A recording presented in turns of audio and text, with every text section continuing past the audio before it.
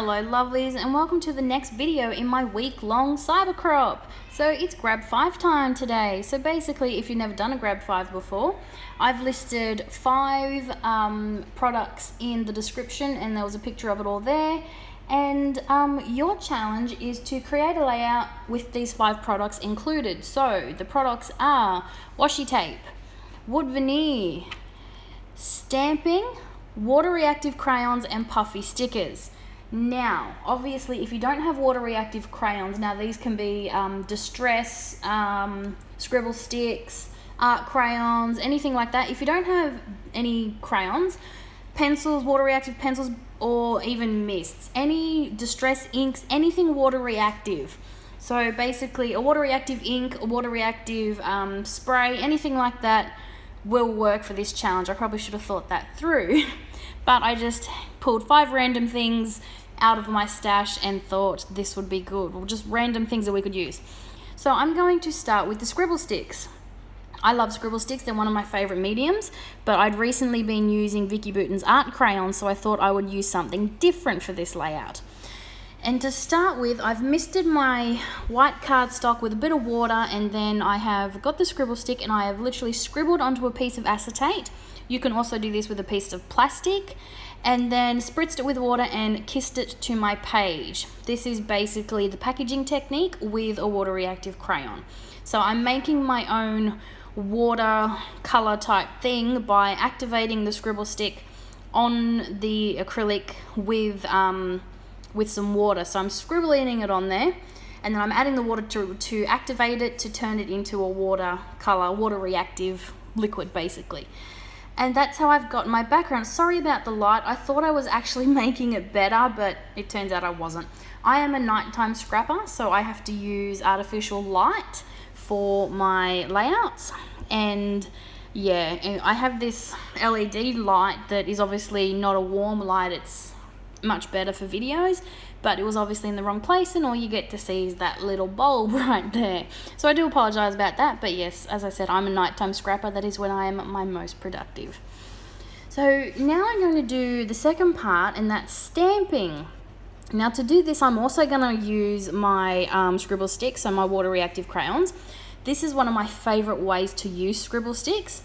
So I'm lightly misting my stamp, and in this case it's just a clear stamp, an old Kaiser Craft background stamp, and then I'm going to scribble on the stamp, and it's going to give me a watercolor like image. It's not perfect and crisp. The more water you apply, the more watery this effect is. It is just one of my favorite ways to use scribble sticks at the moment. So I've used lapis, night, and a bit of sky blue in there too. So I'm sticking with the 3 blues that I have in set 1, I believe, and those are the colors I'm using for my layout. So that's including the background and my stamping, and you'll also see it carries over into my photo mat. So I've dried all this off. Now my background was dry before I added my stamping, very important there. Otherwise, if you stamp wet on wet, especially using a water reactive medium, that stamping would have been a lot more watercolor-esque, if that makes sense. The wet liquid on the stamp would have mixed with the wet background, and you would have gotten a much more flowier, blendy kind of background. Not a bad technique to try if you were interested, but in my case I wanted the sharp-ish lines of my background stamps. These are some of my favorite background stamps. And with my background stamps, you'll notice I didn't actually put them on a block. When I'm doing a background layout, either on a layout or in my art journal, I don't use blocks because I don't want the rectangle, the full rectangle of the stamp. I want bits and pieces. I want grungy, I want messy. So one of the best ways to do this is to hold the stamp and sort of curl it and roll it between your hands, and you get bits and pieces of the image. So I'm trying to work on my layers. I don't like just square layers all the time. Like I've mentioned in a couple of my videos, I don't want to get bored with my layouts. And so in this case, I was working on some crooked layers, and I thought I would mat this photo on these 2 pieces here. Now this is actually a piece left over from my layout that I did, I think it was yesterday, that I posted yesterday, my sketch challenge. So this was literally on my desk. It just so happened that the colors matched perfectly. And as I was layering it, I decided that I really loved this blue rad card too much to cover it up. So I decided to actually use it as a embellishment on my layout instead of a layer behind my photo. So this was a piece from an old Kaiser Craft collection, a graffiti type collection. I can't remember I think it was Off the Wall, maybe, off the top of my head. And this black and white cross was on the back of it, and this was a cutout sheet on the other side. It was a 3x4 cutout cards, and it just so happened when I'd cut them up, I had the 2 3x4 cards left. So I thought that would make a really good layer behind my photo.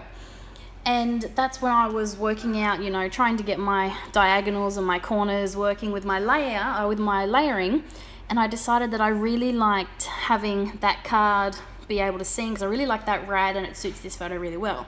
Then I decided to get that other piece of black and white and finish off my photo mat, and it all came together really easily. I was really surprised. I used my stapler just to staple it right in the middle so it would hold still, because I always fail at putting things back together the way I like them if I pull them apart. And then I've just doodled around the rad there so it sort of stands out a bit more. If you've got a keen eye, you may have noticed that I actually haven't sped this video up at all. And it's still only a very relatively short video. I think I did this in under 15 minutes. And that's being generous, and that's including drying time. Now, the thing I found with the Grab 5, by having those supplies out ready to go, it took away a lot of the guesswork, honestly. This was the fastest layout I have ever made, and without a doubt, it's one of my most favorite. It's got mixed media, it's got grunge, it's got funky layers, it's got everything that I love about a layout, but it didn't take me long at all. So I was really surprised by how much I loved this layout and how easy this process was.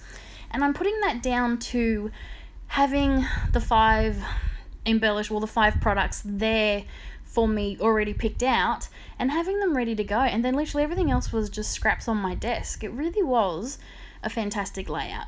So at this time I'm going around counting, seeing what haven't I used yet. I know I haven't used my wood, and I know I haven't used my puffy stickers, and I'm like, I'm still missing one. That's when I remembered the washi tape. I'm like, oh, so yes, the washi tape is just randomly placed to meet the Grab 5 criteria. But it did kind of suit my ragged, grungy, mismatched kind of look I was going for in this photo, in this layout, which totally matches the picture of Will. So the picture is a little dark, but this is a picture of Will just after we got back from our cruise, so 2nd week of January, and he's written a note, because Will tends to communicate a lot in notes, and asking if he can go for a sleepover at his cousin's house. And just the face he's pulling is really cool, so I just love this picture. So I'm adding my puffy stickers. Now, I've mentioned before I tend to use the visual triangle, and I've noticed that my clusters seem to be in the same places lately, but you know, I'm not getting bored with it, so that's a good thing. I tend to have 3 clusters, and they form a visual triangle around my layout. Like I've mentioned many times this past couple weeks, our brain likes odd numbers, and I tend to work in clusters of 3 following that visual triangle. So thanks for watching this video, and I do hope you'll head over to the Facebook page that is mentioned in the description below and join the Cybercrop and all the challenges. Would love to see how you're going. Thanks for watching, and bye for now.